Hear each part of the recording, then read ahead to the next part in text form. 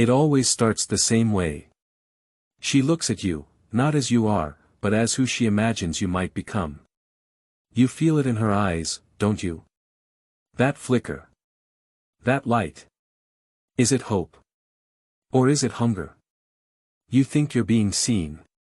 You're not. You're being measured. Assessed. Scanned. You are a blank canvas waiting for her to paint her masterpiece. But here's the bitter truth, the masterpiece is not you. It never was. Carl Jung warned you about this, not with the comforting tone of a motivational guru, but with the sharp, surgical precision of a man who spent his life staring into the abyss of the human soul. Jung devoted his career to mapping the unconscious, the vast, silent machinery beneath our awareness, and he discovered something deeply unsettling about women. They don't just fall in love with men. They fall in love with the idea of men. With the fantasy. With the projection. And the most frightening part? Most of them don't even realize they're doing it. You think she's choosing you. But she's choosing the version of you that she created inside her own mind. A psychological puppet, cast to play a role in her private film. And the moment you stop fitting the script, she doesn't rewrite the story, she replaces the actor.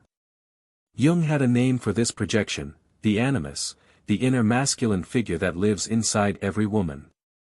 When this animus is immature, undeveloped, or unchecked, it becomes a tyrant.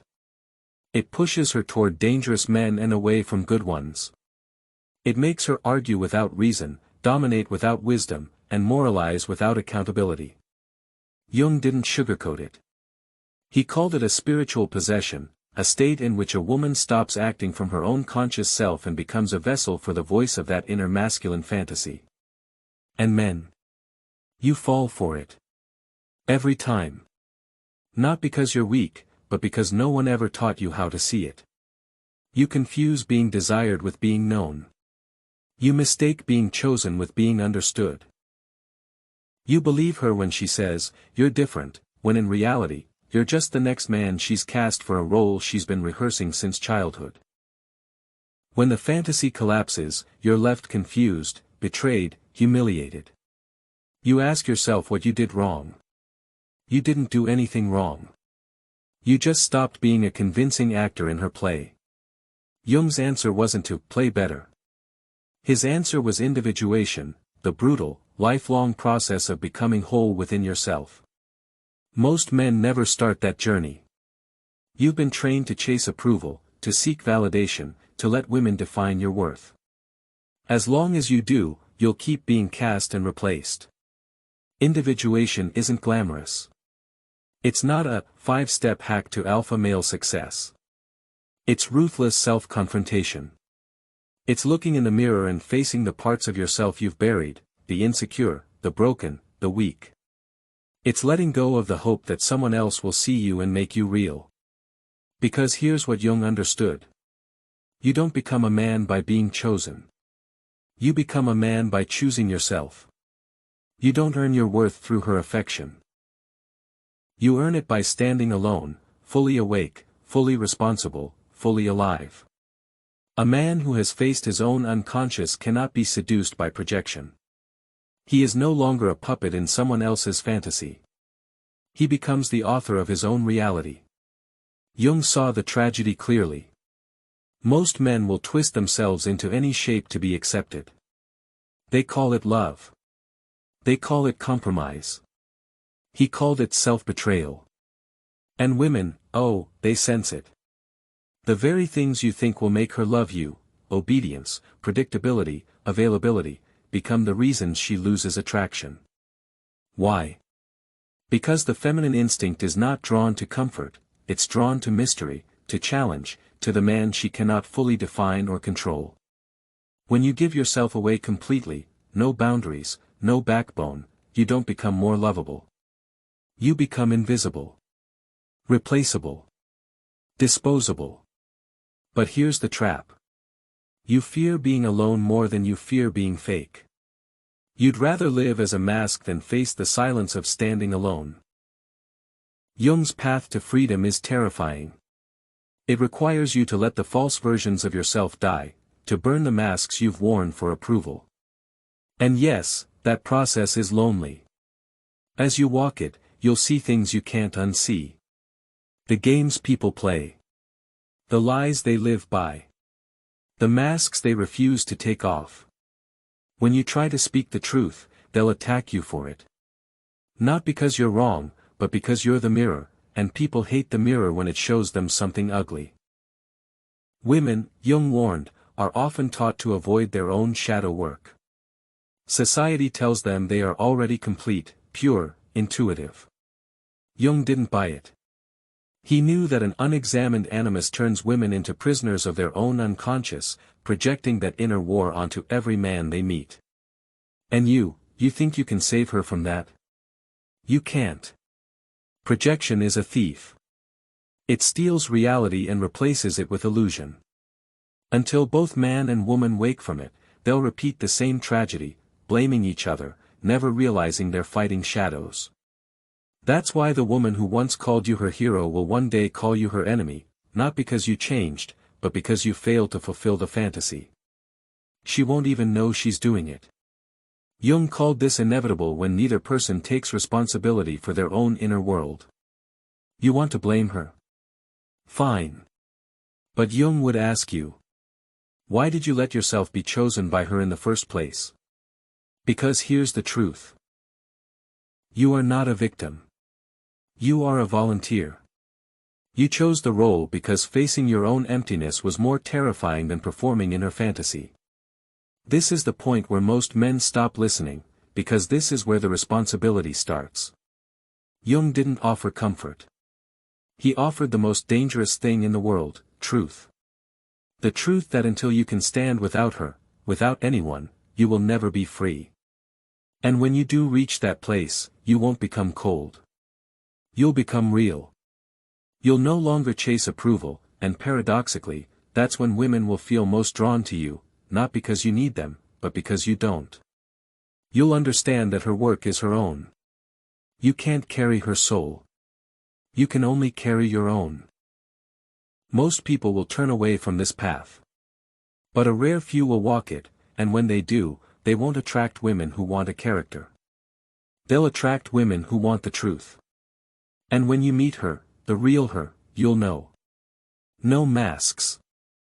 No projections. No games. That kind of love isn't born from need. It's born from freedom. Freedom to choose. Freedom to walk away. Freedom to stand together, not as half-souls seeking completion, but as whole beings sharing a path. Jung didn't leave you a map. He left you a warning, and a challenge. Stop blaming women for the roles you volunteer to play. Stop seeking wholeness in someone else's eyes. Stop waiting to be chosen. Choose yourself, fully, relentlessly, unapologetically. Then, and only then, will you become untouchable. Then, and only then, will you write your own script. Why do you fall for it? Because no one ever taught you to see it. You confuse being desired with being known. You mistake being chosen with being understood. You believe her when she says, "You're different," not realizing you're just the latest actor in a role she's been rehearsing since girlhood. When the fantasy collapses, you're left confused and humiliated, asking what you did wrong. You didn't do anything wrong, you just stopped being a convincing character in her play. Jung's solution was not to perform better. His solution was individuation, becoming whole within yourself. But most men never begin that journey. You've been trained to chase approval, to define your worth by her validation. And as long as you do, you will keep being replaced. You call it love. Jung called it self-betrayal. The very things you think will make her love you, predictability, obedience, constant availability, are the reasons she loses attraction. The feminine instinct doesn't crave comfort. It craves mystery, challenge, the man she cannot fully define or control. And here's the paradox. You fear being alone more than you fear being fake. Jung's path to freedom is brutal. It demands that you burn the masks you've worn for approval. It demands that you stand in solitude until the voice in your head that says you are nothing without her finally dies. And yes, it is lonely. Terrifyingly lonely. Because as you walk that path, you begin to see. You see the games people play. You see the masks they cling to. You see the lies they need to believe just to sleep at night. When you speak the truth, they will resent you for it. You are the mirror, and people hate the mirror when it shows them their shadow. Women, Jung warned, are often taught to avoid this shadow work entirely. They are told they are complete just as they are. But without confronting their own inner masculine, the animus, they project it onto men, demanding that you carry the weight of their unresolved inner war. And you think you can save her from it? You can't. The woman who once called you her hero will one day call you her enemy. Not because you changed, but because you failed to fulfill the fantasy she built in her mind. And Jung would ask you the question you've avoided your entire life. Why did you let yourself be chosen by her in the first place? You are not a victim. You are a volunteer. This is where the path splits. Most men quit here. They go bitter. They blame women. They hide behind rage, memes, and half-truths. They become experts at diagnosing projection in her but cowards at confronting it in themselves. Jung's challenge is different.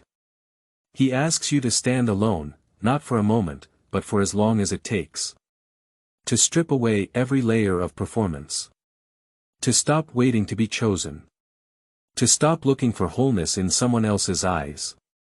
The man who chooses himself, fully, unapologetically, cannot be controlled by fantasy.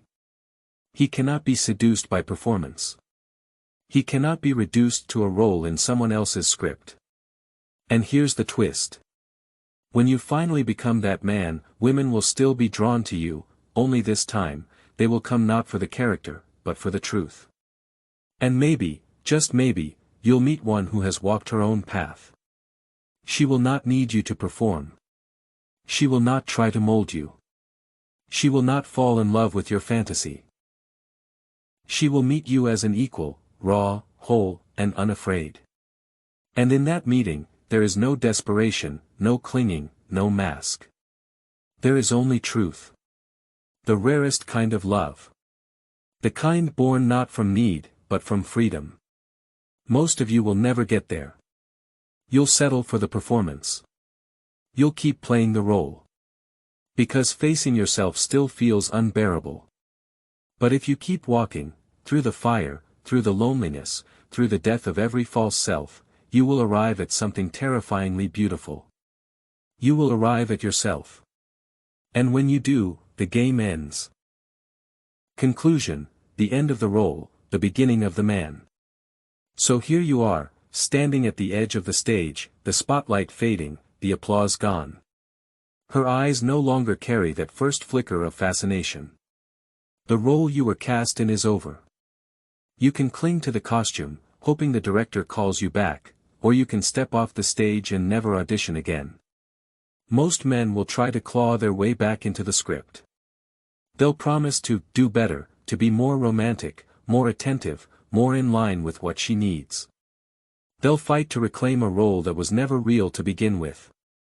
But here's the hard truth Jung would force you to swallow: every second you spend trying to fit a fantasy is another second you betray yourself. Projection, hers onto you, yours onto her, is a mutual addiction. You both played along because the illusion was easier than the raw truth.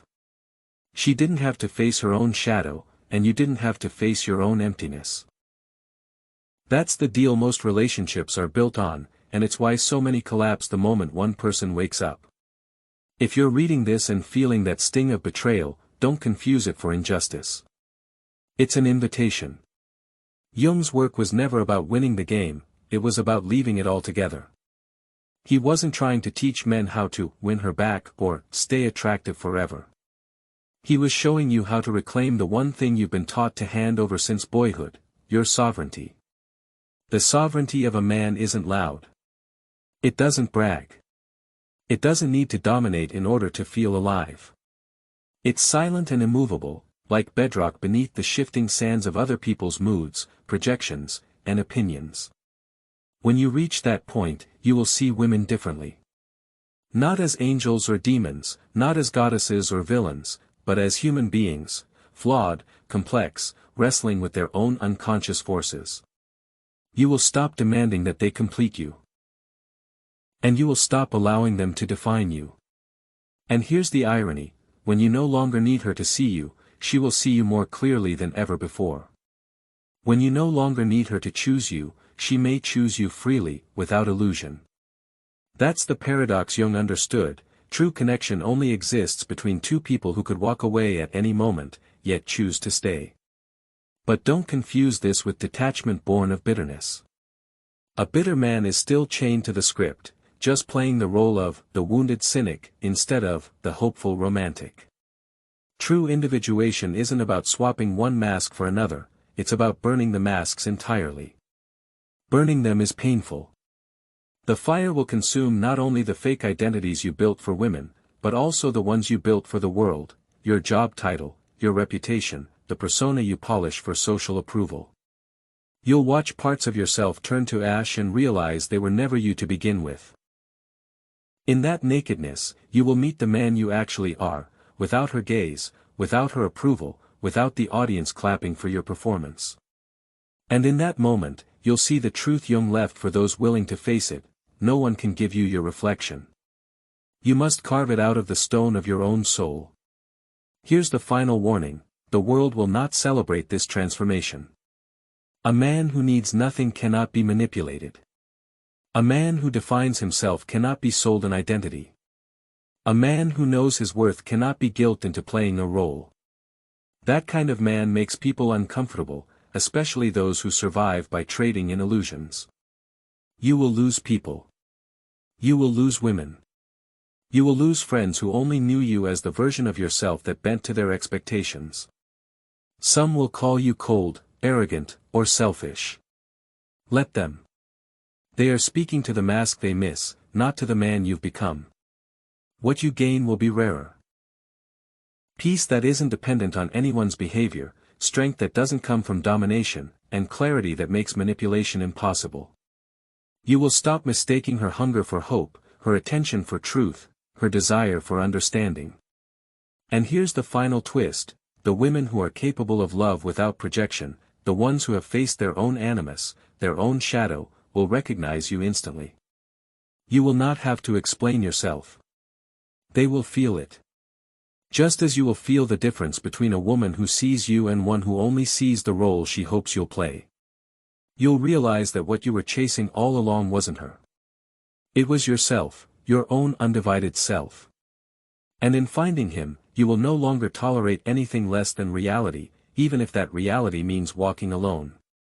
Jung's challenge remains as urgent now as it was in his time. Let the illusions die. Let the fantasies collapse. Let the roles burn. Stand in the silence that follows until the fear fades and the strength remains. That is the man who is untouchable. That is the man who cannot be replaced. That is the man who, when he chooses a woman, does so with open eyes, and is chosen in return for the man he is, not the mask he wears. So walk off the stage. Leave the costume in the wings. The play is over. And for the first time in your life, the story is yours to write.